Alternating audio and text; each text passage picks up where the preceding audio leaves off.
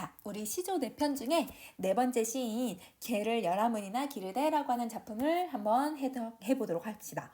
여러분, 이 작품은 강아지가 어떻게 행동하고 있는지 너무 잘 묘사하고 있는 작품이에요. 그래서 전가라고 하는 감정이나 표현법을 우리가 정리를 하면 좀 좋을 것 같고, 이 강아지가 혹은 개가 어떤 역할이고 어떻게 화자가 정서 태도가 드러나고 있는지를 정리 한번 해보도록 합시다.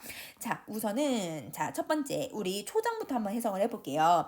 개를 10아문이나 10마리나 넘게 기르는데 요게 같이 너무 얄밉다. 그러면 여러분 화자는 10마리나 넘는 강아지를 키우는데 유독 요 한 마리가 너무 얄미운 거예요. 그러면 이 요 개라고 하는 애는 화자가 지금 너무 얄미워하고 있는, 표면적으로 원망을 하고 있는 대상입니다. 자, 그리고 화자는 사실은 겉으로 이제 이 강아지를 원망하고 있다고는 하지만 사실은 그 원망의 대상이 따로 있거든요. 그러면 감정을 옮겼기 때문에 그 전가의 대상이 된다라고 생각해 주시면 돼요. 자, 그 다음에 화자는 이 강아지 때문에 감정이 유발이 되거든요. 그래서 그 갈등, 화자와 강아지 간의 그 갈등이 유발되게 만드는 대상이라고 생각해 주시면 됩니다. 자, 근데 요게 같이 얄미울까? 라고 질문을 했는데 화자는 이미 너무 얄밉거든요. 그래서 지금 질문을 통해서 답이 정해져서 그 자신의 감정을 강조를 해주고 있고, 화자의 정서는 그러면 원망, 얄미움 뭐 이런 단어들이 들어간다고 생각해 주시면 되겠죠. 자, 그럼 중장을 한번 가봅시다. 미운님이 오면 꼬리를 회회 치며 치띠랑 내리띠랑 반겨서 내닫고, 그러면 여러분 우리 강아지가 이제 오면 강아지들이 이렇게 강아지가 있어요. 그러면 이 강아지들이 주인을 만나면 어때요? 꼬리를 엄청 막 흔들잖아요. 그 꼬리를 흔든다는 거가 반가워서 흔드는 거죠. 그리고 강아지들이 여러분 이렇게 해서 다리 이렇게 들러가지고, 그림으로 선생님 다 그릴 수가 없다. 자, 이러면 다리를 들고 막 꽁꽁꽁꽁 뛰면서 막 반길 때 앞다리를 막 이렇게 긁는 것처럼 행동을 하잖아요. 그러면 화자는 미워하는 사람인데 그 미워하는 사람에게 이 강아지는 반기고 있는 거예요. 그러면 화자랑의 마음에 화자의 마음이랑 이 강아지의 마음이 지금 반대로 행동을 하고 있는 거죠. 자, 반대로 고은님이 오면은 뒷발을 버둥버둥 무르락 나르락 캉캉 찢어서 도로 가게 한대요. 그럼 여러분 우리 강아지가 이렇게 있다고 하면 강아지들이 앞발을 쭉 내밀고, 그리고 이렇게 다리를 이렇게 내밀어가지고 바들바들 막 몸을 떨 때가 있어. 그러면 그 강아지들 발을 이렇게 버들버들버들 뛰는 이유가 뭐냐면 공격 태세를 준비하는 거거든요. 그러면 내가 사랑하고 내가 좋아하는 님이 오면 이러면 공격 태세에 들어가는 거예요. 그러면서 캉캉 짖어서 돌아가게 만드는 거죠. 그러면 내가 사랑하는 사람한테는 쫓아내고 있고 미워하고 있으니까 이 강아지가 왜 얄미운가 봤더니 나랑 마음이 정반대로 행동하고 있기 때문인 거예요. 그러면 지금 미운님, 고운님 이미 시어가 대조가 되기도 하지만 여러분 강아지의 행동들 자체도 대조가 되고 있다는 거 알겠죠? 그래서 여기서는 대조법 쓰였고요.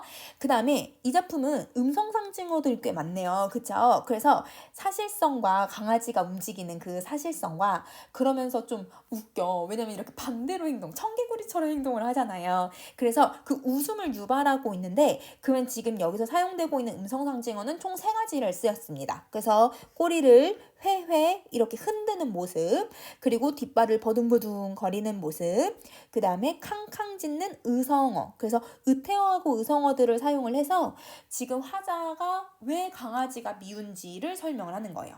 자, 그러면 중장의 표현법을 먼저 정리 한번 해볼게요. 자, 중장에서는 여러분 미운님, 고운님의 미운님과 고운님에 대한 강아지의 행동을 대조해주고 있고, 강아지의 행동을 계속 열거하고 있는 거 알겠죠? 꼬리 치고 여러분 이렇게 뛰었다가 당기는 행동을 하고, 뒷발을 버둥버둥 하기도 하고, 물으려고 하기도 하고 나으려고 하기도 해서 캉캉 짖어서 돌아가게 만드는 거, 여러 가지의 행동을 열거하고 있습니다. 그러면 화자의 마음과는 여러분 반대로 행동하는 요 개가 얄밉죠. 그러면 강아지의 행동을 사실적으로 드러내고 해학적으로 묘사할 수 있게 되는 거예요. 그게 바로 음성상징어 때문입니다. 자, 그러면 고운님은 뭐냐? 사실은 여러분 강아지가 이렇게 공격을 한다고 해서 내 사랑하는 님이 안 온다고 하는 거는 약간 이거는 무리가 돼요. 여러분 정말 나를 사랑한다면 강아지가 있든 여러분 누구 쫓아오는 사람이 있든 그래도 나를 사랑한다고 하면 나를 보고 가야지 왜 도로 가겠어요. 그럼 이 말은 고운님이 오지 않고 있기 때문에 그래서 강아지가 돌아가게 만든 게 아닐까라고 해서 강아지를 미워하고 있는 거예요. 그러면 사실은 화자는 궁극적으로 오지 않는 님을 미워하는 거예요. 원망이 되죠. 그러면 사실은 그 사람이 너무 보고 싶은데 오지 않은 거에 대한 그리움을 표현하고 있다라고 생각해 주시면 됩니다.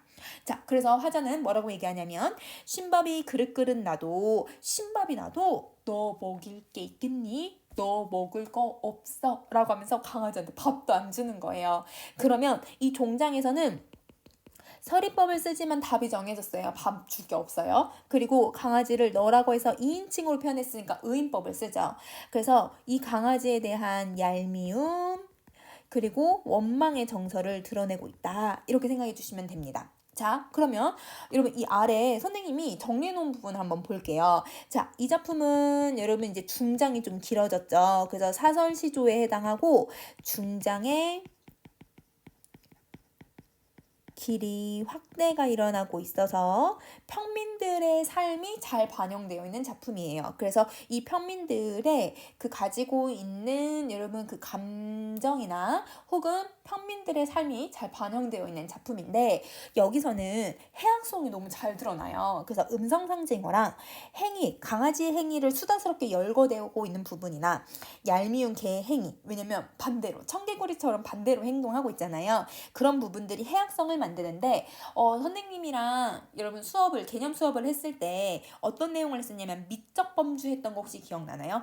그러면 그 미적 범주에서 여기서는 해악이 들어갔기 때문에 골개미를 사용을 하고 있다라고 정리해 주시면 됩니다. 자, 그러면 여러분 이 작품은 사실은 고운님을 내쫓는 개에 대한 원망이 아니라 오지 않는 님에 대한 원망을 돌려서 표현을 하고 있기 때문에 그걸 우리는 뭐라고 얘기하냐면 위에 다시 갈게요. 그걸 전가라고 해요. 여러분 전가라는 건 여러분 어떤 내 감정을 다른 대상에게 넣어놓는 것을 다른 대상이에게 느낀다고 표현을 하는 거거든요. 우리 책임전가라는 표현 들어봤죠? 여러분이 누군가가 여러분 이제 책임을 져야 되는데 그 책임을 다른 사람한테 지우는 걸 전가라고 해요. 그러면 감정을 느껴야 되는데 그 감정의 대상을 다른 사람에게 이렇게 넘겨가지고 감정을 느끼는 걸 전가라고 한다. 그러면 지금 이 강아지한테 얘들아 이제 원망의 정서를 느낄 게 아니라 원래는 이제 고운님에게 느껴야 되는 이 원망의 정서를 강아지에게 전가시키고 있구나. 이렇게 생각해 주시면 됩니다. 자, 그러면 다시 우리 아랫부분 좀 더 내려가서 다음 페이지에 여러분 우리 이 조선시대의 시조들을 이제 쭉 한번 정리 한번 해볼게요. 자, 교과서에 눈 맞아 휘어진 데를 어저내일이야 많은 길을 열하문이나 기르되 라고 하는 네 작품을 봤는데요. 이 작품은 모두 다 시조에 해당하죠. 근데 그 시조들에서도 이러면 지금 특징들이 좀 다른 부분은 창작 시기는 이 원천석에 눈 맞아 휘어진 데는 고려 유신에 대한 내용이었기 때문에 고려 말부터 그래서 시조는 고려 말부터 시작이 됐구나라는 걸 알 수 있게 해주고 그러면서 조선 후기까지 아주 번영을 한 작품이죠.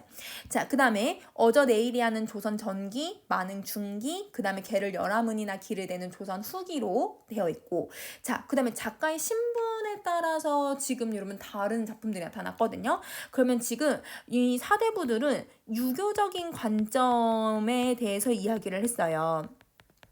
그래서 이 원천석의 작품은 유교적인 어떤 충의 사상에 대해서 얘기를 하고 있는 거고 기녀인 이 어저내일이야는 사랑과 이별 사이에서 이런 후회하고 자존심을 부리는 한 여인의 모습을 보여주고 있고 그 다음에 만행은 이 자연에서 느낄 수 있는 자연 친화적인 인식을 이 작품에서 드러내고 있습니다.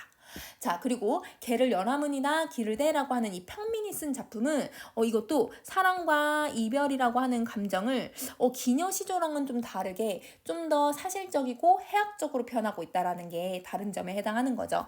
자, 그래서 이렇게 시조의 양식들이나 신분에 따라서 주제가 달라지고 있다라고 하는 거를 내 작품이랑 같이 비교를 하면서 정리해 주시면 좋을 것 같아요. 자, 그러면 개를 연화문이나 기를 대는 여기까지 정리하도록 하겠습니다. 안녕.